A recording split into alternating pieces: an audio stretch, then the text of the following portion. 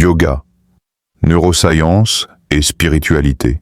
Bienvenue sur l'Humaine, la chaîne où santé et spiritualité s'unissent pour éclairer nos vies. Le mot yoga signifie union. Union du corps et de l'esprit, de la matière et de l'énergie, du souffle et de la conscience.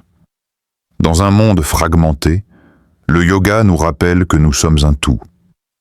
Aujourd'hui, nous allons découvrir ensemble comment le yoga transforme à la fois notre cerveau et notre âme, grâce à la neuroscience et à la spiritualité.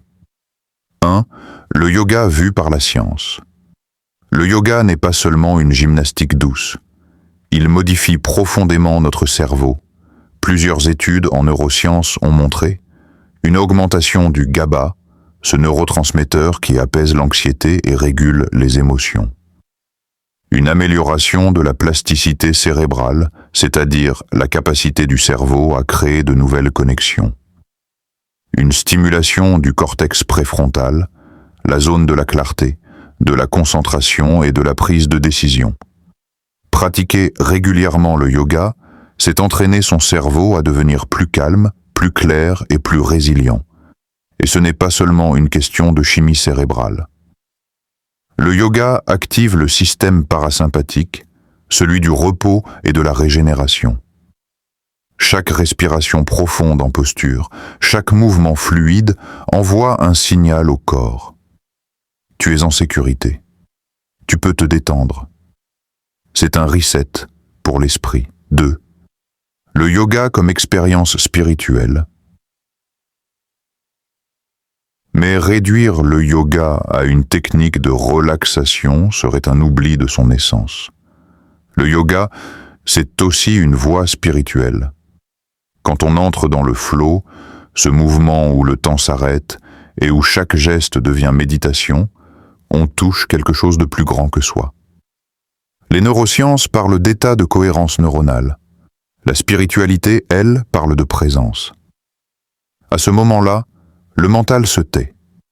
Le souffle devient prière silencieuse. Le corps devient temple. On ne fait plus du yoga, on est yoga.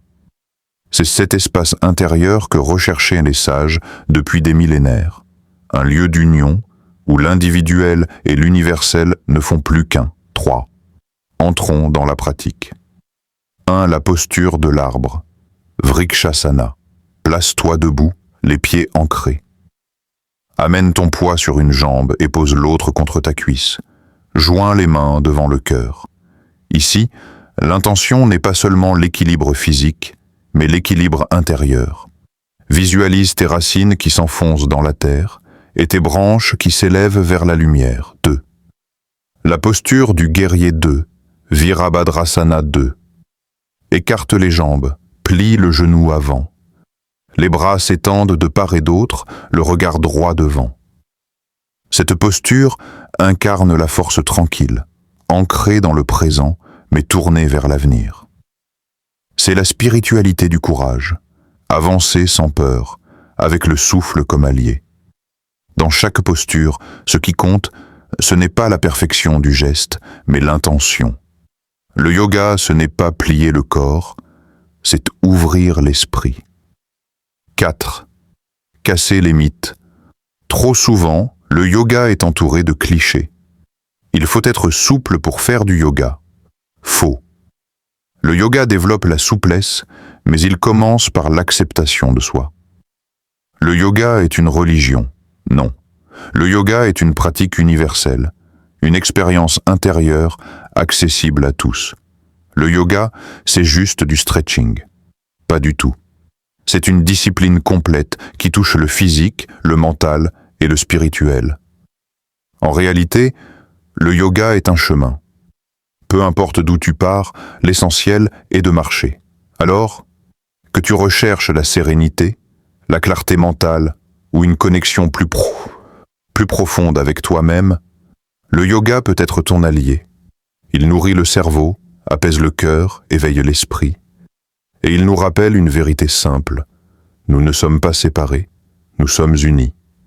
Corps, esprit, souffle et lumière.